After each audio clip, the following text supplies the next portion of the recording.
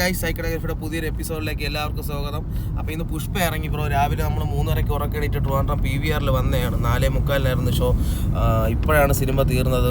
ഏകദേശം 9 മണിയാവാറായി. 3.5 മണിക്കൂർ സിനിമ ഉണ്ട്. 3.5 മണിക്കൂർ ഇരുന്ന് വെറുത്ത് സത്യം പറഞ്ഞു കഴിഞ്ഞാൽ. 4:45 ഷോ തുടങ്ങിയത്. സിനിമയെക്കുറിച്ച് പറയുകയാണെങ്കിൽ ഫസ്റ്റത്തെ ഒരു ഫൈറ്റിലാണ് അല്ലു അർജുൻ്റെ ഇൻട്രോ. അത് തന്നെ വെറുപ്പിച്ച് ഗൈസ്. അപ്പോൾ ഫസ്റ്റ് തുടക്കത്തിൽ ഞങ്ങൾ അവിടെ ഇരുന്ന് മൊത്തത്തിൽ അങ്ങ് വെറുത്തിട്ടാണ് സിനിമ തുടങ്ങിയത്.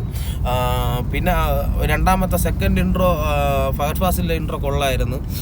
അല്ലു അർജുൻ്റെ ഇൻട്രോയും കാട്ടി ഫഹദ് ഫാസിലിൻ്റെ ഇൻട്രോ കൊള്ളായിരുന്നു. പിന്നെ കുറേ പാട്ടുകളും കുറേ സ്ലോ മോഷൻ സ്റ്റണ്ടുകളും മൊത്തത്തിൽ വർക്കൗട്ട് ആവാത്തൊരു സീനാണ്. സ്റ്റണ്ടൊക്കെ ഭയങ്കര സ്ലോ എന്ന് വെച്ചാൽ അല്ലു അർജുൻ മറ്റേ കാലെടുത്ത് വീശണത് 3-4 സെക്കൻഡ് കഴിയും മറ്റൊരു ചവിട്ട് കൊള്ളാൻ വേണ്ടി. അങ്ങനെ ഒരു ഫൈറ്റ് തീരുമ്പം തന്നെ 10-20 മിനിറ്റാവും. മൊത്തത്തിൽ സ്ലോ മോഷൻ ഫൈറ്റ്, കാറ്റും ബഹളവും അങ്ങനത്തെ ഒരു ഫൈറ്റ്. പടം മൊത്തത്തിൽ പറഞ്ഞു കഴിഞ്ഞാൽ പടം വർക്കൗട്ടായിട്ടില്ല. ഭയങ്കര പോസ്റ്റൊക്കെ അടിച്ച് കുറേ സീനിലൊക്കെ സീരിയസ് ആയിട്ടുള്ള സീനിലൊക്കെ നമുക്ക് കുറേ തമാശ പോലെ ചിരിയൊക്കെ വന്ന് തിയേറ്ററിനകത്ത് തന്നെ എല്ലാവരും ഭയങ്കര ട്രോള് സംസാരവും കാര്യമൊക്കെ ആയിരുന്നു. പടം അത്ര പോരാ ഗൈസ്. രാവിലെ ഇത്രയും കഷ്ടപ്പെട്ട് രാവിലെ എണീച്ച് വന്നിട്ട് എന്നാലും ചെറിയൊരു പ്രതീക്ഷയൊക്കെ ഉണ്ടായിരുന്നു സിനിമയിൽ. ആ പ്രതീക്ഷയെല്ലാം പോയി. പക്ഷേ ഇതെൻ്റെ ഒപ്പീനിയനാണ് പറയണത്. നിങ്ങൾക്കിനി പോയി കണ്ട് നിങ്ങൾക്ക് ചിലപ്പോൾ ഇഷ്ടപ്പെടാതിരിക്കാം. ഞാൻ എൻ്റെ ഒരു അഭിപ്രായമാണ് ഗൈസ് പറഞ്ഞത്. മൊത്തത്തിൽ പറഞ്ഞു കഴിഞ്ഞാൽ പടം എനിക്ക് വളരെയായിട്ട് ഇഷ്ടപ്പെട്ടൊന്നുമില്ല. ഭയങ്കര പോസ്റ്റ്. ഒന്നാമത്തേതെന്ന് വെച്ചാൽ ഈ 3.5 മണിക്കൂർ നമ്മളൊരു സിനിമയ്ക്ക് വേണ്ടി കഷ്ടപ്പെടണത് തന്നെ കണ്ടുകൊണ്ടിരിക്കണത് തന്നെ ഒരിതാണ്. മനസ്സിലായി? നമ്മളൊരു 3.5 മണിക്കൂറാണ് കളയണത്. ആ 3.5 മണിക്കൂറിൽ ആ 4 പാട്ടെടുത്ത് മാറ്റിയാൽ തന്നെ അരമണിക്കൂർ ഞാൻ നേരത്തെ പറഞ്ഞ കണക്ക് ലാഫിക്കായിരുന്നു.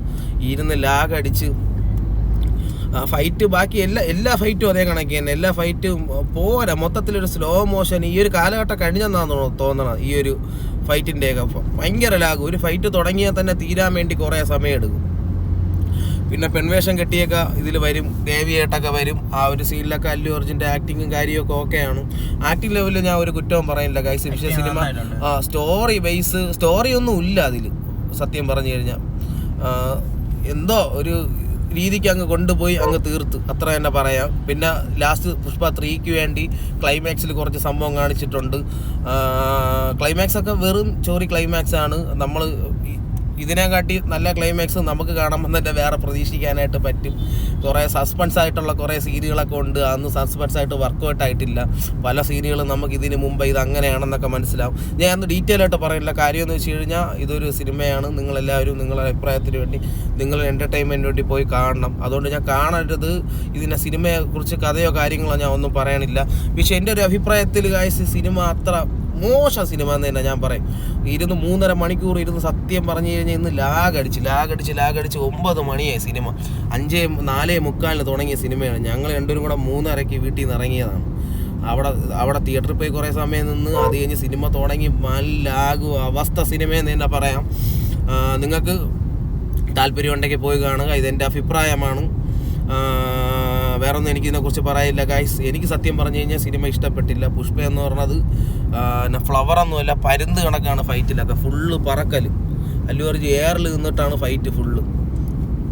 ഈ ഫൈറ്റൊക്കെ നമ്മളെല്ലാ കുറേ സിനിമയിലൊക്കെ ഏകദേശം 7-6 തൊട്ട് നമ്മൾ കണ്ടു വരണയാണെന്ന് തോന്നി. സ്ലോ മോഷനിൽ ഇങ്ങനെ പറക്കണ ഫൈറ്റൊക്കെ. ഇപ്പോഴും ഉമ്മാർ ഈ ഫൈറ്റൊന്നും വിട്ടില്ല. അങ്ങനെ വെച്ച് നോക്കുകയാണെങ്കിൽ നമ്മളെ മലയാളത്തിൽ കുറേ സിനിമയിൽ അടിപൊളി റിയലായിട്ടുള്ള ഫൈറ്റും കാര്യങ്ങളൊക്കെ ഉണ്ട്.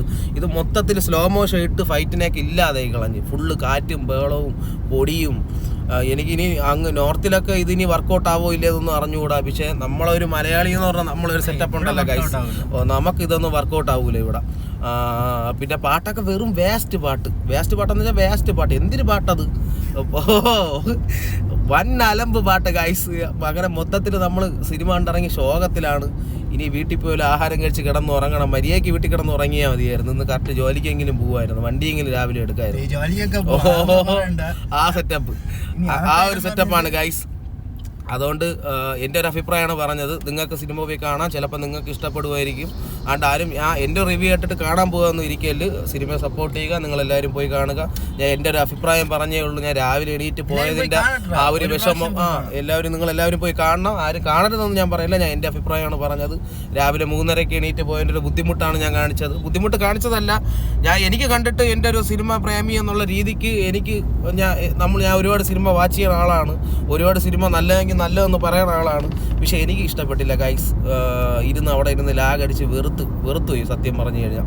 അതുകൊണ്ട് പിന്നെ അപ്പം എന്നാൽ ശരി ഗൈസ്, അപ്പം നമുക്ക് അടുത്തൊരു വീഡിയോ കാണാം. ഇതാണ് എൻ്റെ ഒരു അഭിപ്രായം.